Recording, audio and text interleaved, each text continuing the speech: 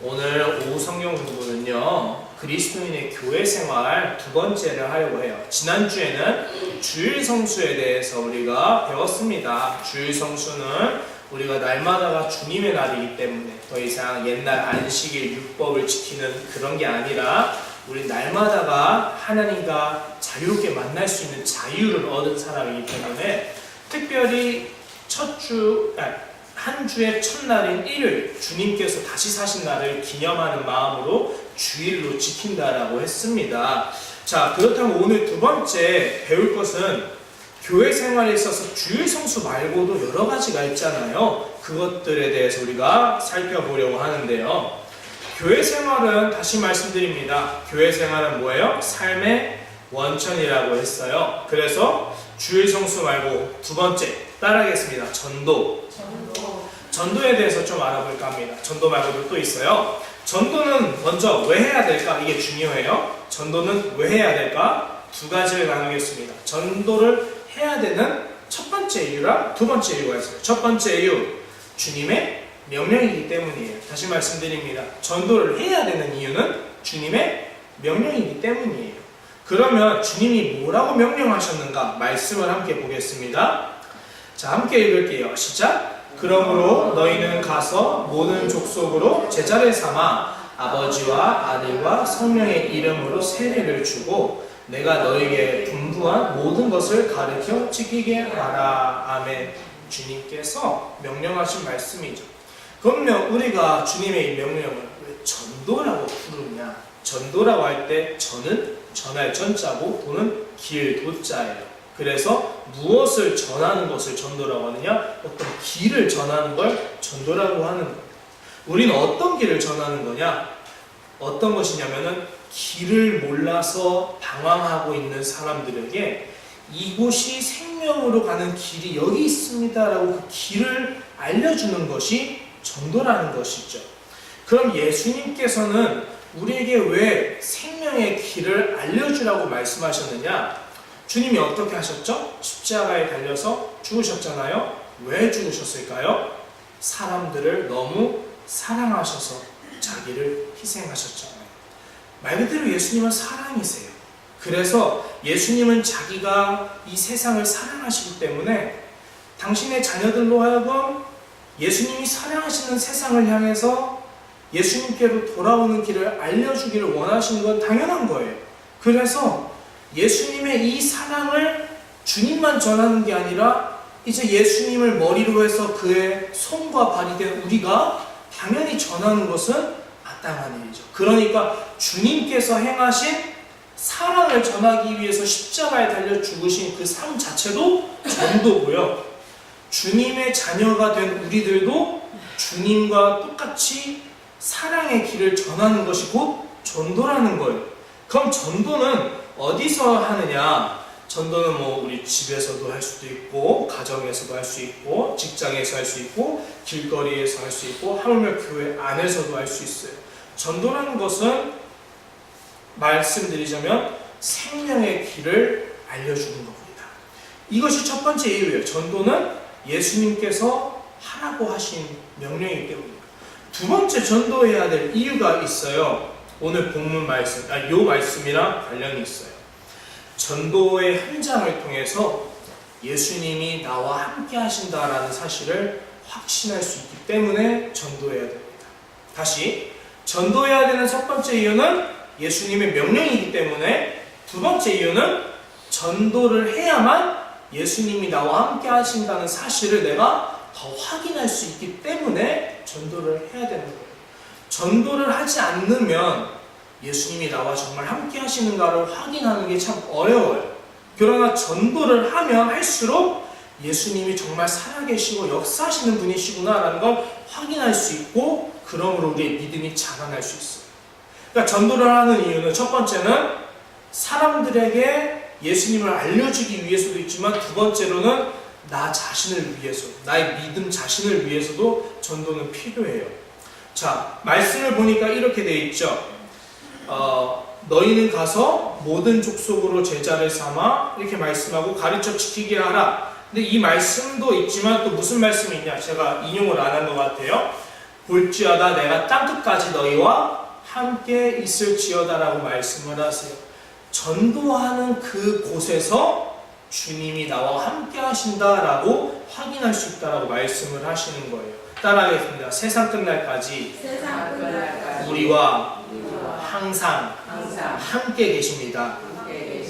네, 그렇게 전도의 삶에 대해서 말씀을 했어요. 자, 이것을 두고 주님은 또 한 가지 바라시는 게 있어요.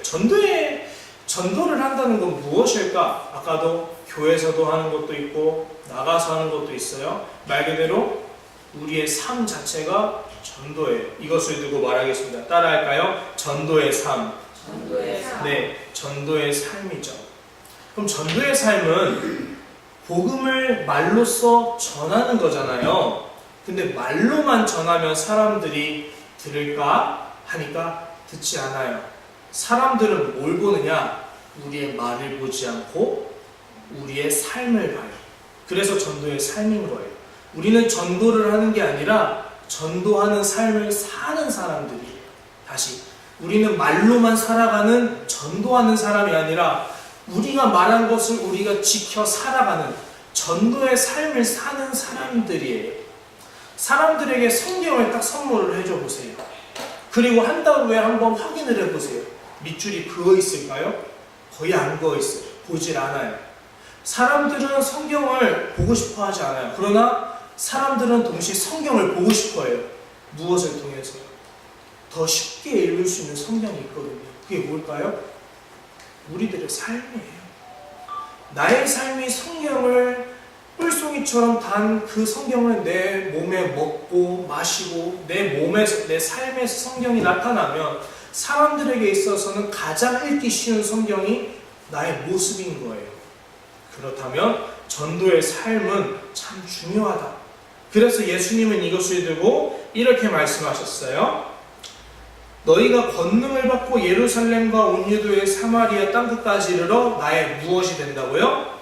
증인이 되리라. 다시 말씀드립니다. 증인이라는 거예요. 사람들은요, 우리들이 정말 그것의 증인으로 살아가는가가 궁금해요. 하나님을 믿는 사람이라고 해서 우리가 예수님을 믿으세요 라고 하면 예, 믿겠습니다. 이게 아니라 가만히 있어요. 눈을 뜨고 누굴 봐요? 여러분을 볼 거예요. 저 사람이 나랑 뭐가 다를까? 나랑 다른 게 있는가를 찾을 거예요. 나랑 다른 게 아무것도 없잖아. 그럼 내가 굳이 예수를 믿을 필요가 뭐가 있어? 이렇게 되는 거고요. 저 사람은 다르다. 저 사람 정말 하나님이 계시네. 나도 저 사람이 믿는 그 하나님이 누구신지 좀 알고 싶다. 이렇게 돼야 저 사람들이 하나님께 나아가게 되는 거예요. 그러므로 전도라는 것은 이렇게 말합니다. 전도는 삶입니다. 전도의 삶이야말로 전도의 본질이다라는 거예요. 그러면 여러분, 우리 모두는 어떤 사람입니까? 예수님께서 전도하라고 명령하셨잖아요. 그러면 전도하는 사람답게 우리가 날마다 뭘 해야 되냐? 하나님 말씀대로 살아가려고 해야 합니다. 내가 어떻게 해야 될지, 이것이 옳은지 그른지 구분하기 위해서, 분간하기 위해서 하나님께 물어보셔야 돼요. 매 순간 하나님, 하나님의 뜻이 어디에 있나요? 하나님, 하나님의 뜻이 무엇인가요? 기도하는 습관이 필요합니다. 그래서 강조합니다. 전도를 잘하려면 하나님께 물어야 돼요. 기도하는 습관이 필요합니다. 자, 이렇게 전도에 대해서 말했어요. 두 번째, 주일 성수, 전도. 그럼 세 번째죠. 뭐가 있을까? 교회 생활에 따라하겠습니다. 봉사. 네, 봉사죠. 세상의 법칙은 낮은 자가 누굴 섬겨요? 높은 사람을 섬겨요. 그런데 하나님 나라의 법칙, 즉 교회의 법칙은 누가 누굴 섬겨요? 조금이라도 더 여유 있는 사람이 현재 여유 없는 사람을 살피고 보살펴야 돼요. 주님의 법칙은 낮은 자를 높이시는 분이 하나님이고 높은 자를 낮추시는 분이 하나님이기 때문에 우리 모두를 하나님은 소중히 여기셔요. 그래서 낮은 자가 높은 자를 섬기는 게 아니라 도리어 높은 사람이 낮은 자를 섬겨야 돼요. 그럼 우리는 누굴 섬겨야 될까요? 목회자는 성도님들을 섬깁니다. 여러분들은 여러분의 자녀와 옆에 계신 이웃을 섬겨야 돼요. 특별히 우리 아이들을 섬겨야 돼요. 우리 아이들을 섬긴다는 게 뭘까요? 어렵죠? 그런데 그 가운데서도 한 가지만 기억하시면 돼요. 사랑은. 성경은 어떻게 내가 섬기는지 알려줘요. 사랑은이에요. 고린도전서 13장에 있죠. 사랑은 참고 온유하고 성내지 아니하고 무례행하지 아니하고 인내하고 기다려주며 모든 것을 참고 이렇게 이긴다라고 했잖아요. 우리 아이들을 어떻게 케어할까? 저도 우리 아이들 학생부랑 같이 뭔가 모임을 하거나 뭐 어디 이렇게 수련회를 갔다 온 거나 항상 좋은 건 아니에요. 아이들이랑 갔다 오는 건 좋아요. 그런데 아이들이 어쩌다 보면은 아직 어리니까 뭔가 버릇없이 굴 때가 있던가 할 수 있어요. 충분히 저도 그 나이 때 개념이 없었거든요. 그러니까 나도 개념이 없으니까 너희도 개념이 없었겠지 이러고 봅니다. 그러나 아무리 그것을 알고 있더라도 속상한 건 속상한 거예요. 그런데 필요해요. 그때 제가 참지 않고 제가 아이들을 용납하지 않고 제가 아이들을 뭐 함부로 혼을 내거나 한다면 과연 그것이 하나님께서 저에게 맡기신 아이들을 잘 지도하는 모습일까? 아니었다는 거예요. 저의 지난날을 살펴보면 참 회개할 것이 많은 것 같아요. 그런데 이것이 저의 문제만이 아니라 우리 모두의 문제라는 거죠.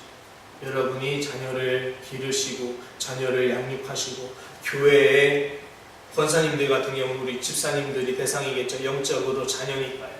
주 안에서 자녀, 형제, 자매 된 사람들을 우리가 딱 한 가지 사랑으로 품는 것, 그거 하나만 잘한다면 나머지는 하나님이 하실 거예요. 우리는 사랑으로만 잘해야 합니다. 자, 말씀을 보면 주님께서는 이렇게 하셨어요. 누구든지 크고자 하는 자는 너희를 섬기는 자가 되고 으뜸이 되고자 하는 자는 너희의 종이 되어야 된다. 왜요? 주님 딱 해내요. 내가 그렇게 살기 때문이다. 뭐라 하세요? 인자 예수님 자신이 온 것은 섬김을 받으려고 내가 떵떵 부리려고 온 것이 아니라 섬기려 하고 내 목숨을 사람들에게 대속물로 주려고 합니다. 예수님은 어느 정도까지 우리를 섬기셨느냐? 예수님께서 마지막 날 만찬에 제자들의 발을 씻겨주시잖아요. 누가 누구의 발을 씻겨줘야 될까요? 여러분, 그 이스라엘에서 발을 씻겨주는 것은요, 하인이 하는 거예요. 하인. 손님이 오면 주인은 하인한테 야, 물 좀 따뜻한 물 좀 받아와, 수건도 챙겨 해서 주인이 닦아주는 게 아니라 하인이 손님의 이렇게 엎드려서 발을 닦아줘야 돼요. 그럼 지금 주님은 제자들의 발을 닦아주는 모습이 무슨 노릇을 하시는 거예요? 주님이 직접 종노릇 하시는 거잖아요. 근데 주님이 말씀하셨잖아요. 너희의 종이 되어야 한다. 종은 바꿔 말하면 노예입니다. 그러나 주님은 그렇게까지서라도 섬겨야 한다라고 말씀하세요. 이게 교회 법칙이에요. 그러므로 교회에 있는 봉사라는 것은 어떤 개념이냐? 섬기는 겁니다. 내가 종이 되어서.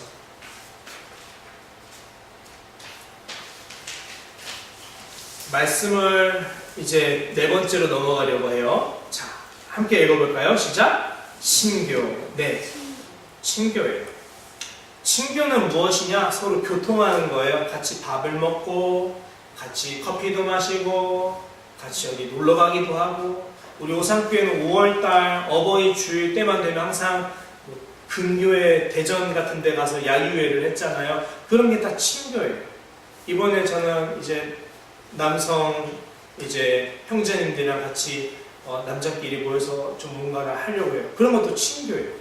우리 여전도에선 수모임끼리 뭔가 식사를 하고 커피를 마시고 친교예요. 교회에 나와서 예배 드린 후에 서로 악수하고 안고 포옹하고 인사하는 거 친교예요. 서로 얘기하는 거 친교, 다 친교예요. 그런데 교회 생활에 친교가 있어요, 없어요? 있다라는 거예요. 그래서 교회 생활은요, 이렇게 나눌 수 있어요. 삼각형으로 그리면 앞에 보세요. 이렇게 돼 있죠? 균형 있는 교회 생활을 세 가지를 이렇게 하면은 첫 번째 말씀이 있어야 되겠지만 봉사도 있어야 돼요. 봉사도 있어야 되겠지만 뭐도 있어야 돼요? 친교도 있어야 돼요. 자, 그러면 만약에 여기서 말씀만 있고 친교랑 봉사가 없으면 그것은 교회가 아니라 어떤 곳일까요? 학교죠. 신학교가 될 거예요. 그럼 반대로 말씀이랑 친교는 없고 봉사만 있어요? 어떤 곳이 될까요? 자원봉사 활동이 될 거예요. 반대로 말씀이랑 봉사가 없고 친교만 있어요? 뭐가 될까요? 동아리 활동이 될 거예요. 교회가 교회되게 하려면 치우치면 안 돼요. 균형을 잡아야 돼요. 교회에서 말씀만 연구하고 서로 친교나 봉사에 이런 애착이 없다? 그러면 신학교가 되는 거고요. 교회에서 친교가 없고 그러니까 말씀이랑 봉사만 있다? 그러면 좀 이제 제가 말을 잘못했지만 말씀이랑 봉사가 없고 친교만 있다? 그럼 동아리가 되는 거예요. 그러니까 우리가 균형을 잘 잡아야 돼요. 어떻게 하면 내가 사람들과 이 교회 균형을 잘 잡을 수 있을까? 제가 생각하기엔 이것만 생각하면 될 것 같아요. 교회 활동성. 내가 활동성이란 게 뭐냐면 사람이 뭔가 밥을 안 먹으면 배가 고프죠. 맨날 고기만 먹다 보면 뭐가 땡겨요? 저 같은 사람도 고기를 너무 좋아하지만 고기만 먹다 보면 밥이 땡겨요. 여러분 야채 말씀하시려고 했죠? 저는 야채보다는 밥이에요. 맨날 국밥만 먹다 보면 뭐가 땡겨요? 피자가 땡겨요. 그런단 말이에요. 그러니까 뭔가 사람이 하나만 하다가 보면은 부족한 게 뭔지 스스로 느껴요. 그러면 우리가 교회 생활에서 활동성이 있느냐, 뭔가 한쪽이 부족하면 저절로 활동성이 부족해져요. 내가 이게 뭔가 일단 필요한 것 같아. 그럴 때 그것을 놓치지 마세요. 그것은 제가 하는 게 아니라 우리 모두가 함께 하는 거라고 저는 봐요. 왜냐, 교회는 한 사람이 주인이 아니라 우리 모두가 주 안에서 교회를 섬기는 청직이기 때문이에요. 그러니까 여러분께서 우리 이번에 이게 좀 필요하지 않을까 서로 건의도 얼마든지 할 수 있고, 우리 이번에 말씀 사명회가 해야 되지 않을까? 그럼 말씀 사명회 이렇게 진행할 수도 있고, 우리 이번에 서로 어디 좀 영화도 같이 보면 어떨까? 이렇게 건의할 수 있어요. 여러분 이 세 가지를 늘 머리에 넣어주세요. 교회를 오상교회가 정말 건강한 교회가 되려면 뭐가 필요하다? 말씀도 중요하고 봉사도 중요하고 신교도 중요하구나. 자, 이제 마지막입니다. 헌금이죠.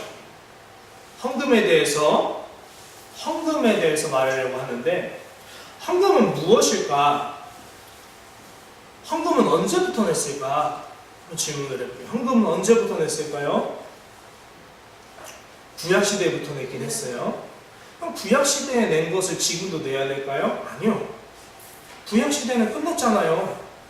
구약시대에 지금도 내야 되면 여러분 우린 돈이 아니라 뭘 내야 돼요? 성전세 플러스 소, 양 이런 거 잡아야 돼요. 안 잡죠? 왜 안 잡죠? 성전세 안 내죠? 왜 안 내죠? 이유 딱 하나예요. 그 모든 구약의 율법은 폐지됐어요. 예수님이 이루셨잖아요. 우린 더 이상 율법의 노예가 아니란 말이에요. 우리는 자유로운 자유의 사람이에요. 우린 자유롭게 예배드릴 수 있고 자유롭게 헌금할 수 있고 자유롭게 하나님을 언제든지 만날 수 있는 그런 최고한 사람이에요. 옛날 선지자들도 경험하지 못해서 늘 바래왔고 그랬던 것을 우리는 누리고 있어요. 근데 그럼 오늘날 우리는 신약시대에 헌금을 왜 낼까요? 신약 성도들도 헌금을 냈어요. 그러나 이 사람들이 헌금을 낸 것은 구약의 율법을 위해서 낸 게 전혀 아니에요. 더 이상 선전세 필요가 없고 더 이상 재물이 필요 없는데 헌금을 내는 이유는 딱 하나예요. 헌금이 시작한 기원은 히브리서 13장은 이렇게 설명해요. 하나님은 이 같은 제사를 기뻐하시느니라. 왜요? 오직 선을 행함과 서로 뭐하기를? 나누어 주기를. 헌금의 신약 성경의 헌금의 주된 목적은 그러므로 첫 번째 나누어 주는 겁니다. 구약 시대랑 약간 달라요. 첫 번째 가난한 성도와 교회를 돕기 위함입니다. 그럼 두 번째는 뭐냐? 교회 공동체의 선교 사역을 감당하기 위해서요. 이게 헌금의 용도입니다. 그래서 성경은 지금도 말하는 거예요. 서로 나누어 주기. 그럼 헌금이 그럼 무엇이냐? 하나님은 이 같은 헌금이라요, 이 같은 제사라 그래요. 이 같은 제사를 기뻐하시느니라. 그러면 헌금도 뭐예요? 예배라는 거죠. 그러면 예배라는 게 뭐죠? 예배는 하나님을 섬기는 거죠. 그럼 하나님을 어떻게 섬겨요? 서로 나누어 줌으로 하는 것이 곧 하나님이 받으시는 예배라는 거예요.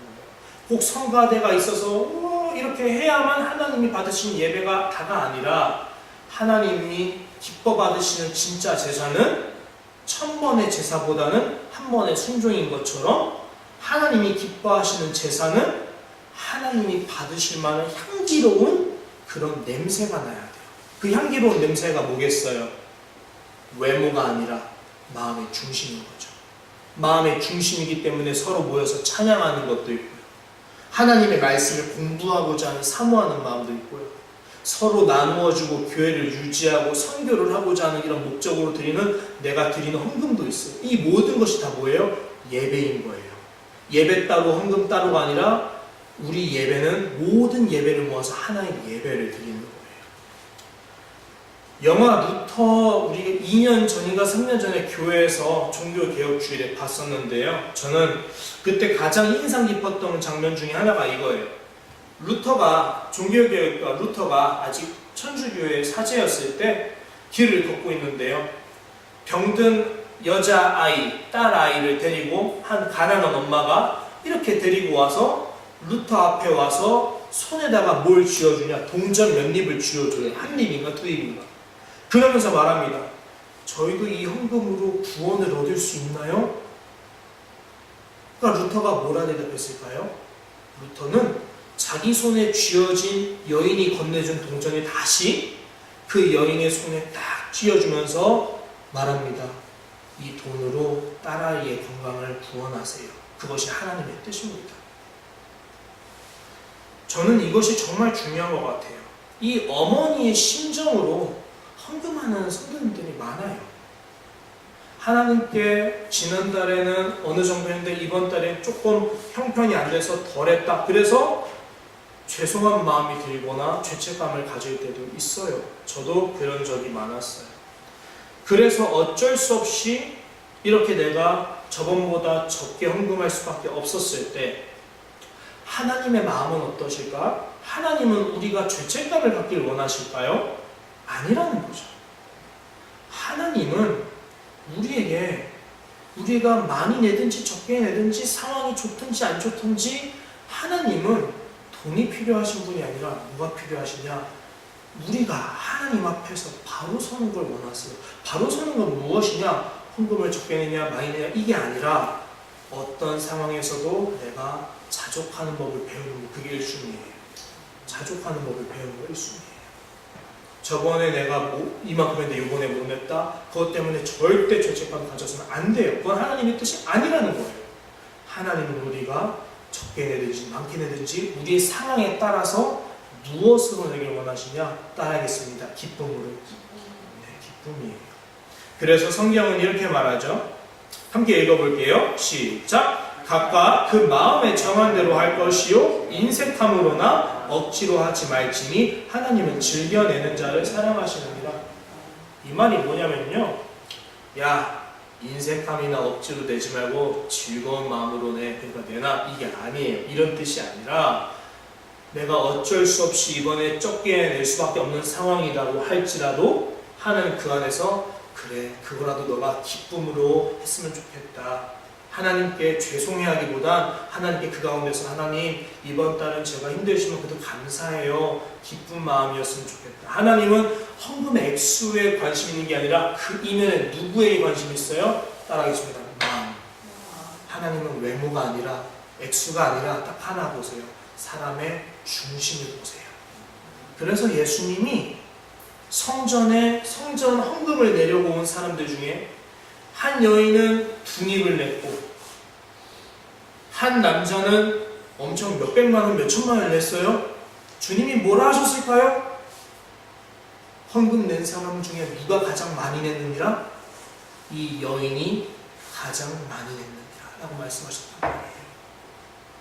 액수가 중요한 게 아니라 내가 가진 형편 중에서 내가 적게 내든 많이 내든 하나님 앞에서 내가 감사함과 기쁨으로 내는 그 헌금이라면 하나님은 그것을 세상의 천만금보다 더 귀하게 무겁게 여기신다라는 거예요. 이 사람이 제일 많이 냈어. 하나님, 우리 오산교회에서 초등부에 누구누구가 이번 주에 500원을 헌금했어요. 근데 그 아이가 너무 기쁜 마음으로 찬양하면서 하나님 저 500원 낼 수 있으면 감사해요 하면서 기쁨으로 내요. 그러면 누가 가장 많이 낸 사람일까요? 그 아이 아니겠어요? 어린아이와 같은 미련을 보시는 주님이 이 어린아이의 500원 헌금을 통해서 영광 받으시지 않으시겠어요? 그거죠. 반대로도 생각해 볼까요? 우리가 부유할 때는 반대로 초심을 잃으면 안 돼요. 그죠?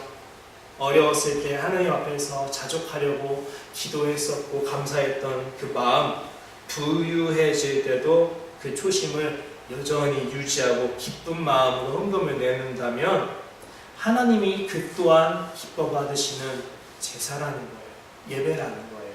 그러니까 헌금의 결론이 이거예요. 헌금의 양은 상황에 따라 변할 수 있어요. 그러나 하나님은 그 헌금하는 사람의 마음이 한결같으신지를 보시는 거예요. 우리에게는 그게 필요한 것 같아요. 우리 오산교회는 이렇게 건강한 헌금관, 건강한 신교관, 건강한 봉사관, 건강한 말씀관, 건강한 주의성수관을 가져서 우리 오산교회는 정말 행복한, 다니기에 정말 행복한 교회가 되기를 바랍니다. 기도하겠습니다. 하나님 감사합니다. 우리 오산교회가 하나님께서 세우신 그런 새로운 율법 안에서 자유롭게 하나님을 찬양하고 기뻐하면서 늘 기쁜 마음으로 하나님의 은혜를 받고 밝게 살아갈 수 있도록 도와주세요. 예수님의 이름으로 감사드리며 기도합니다. 아멘.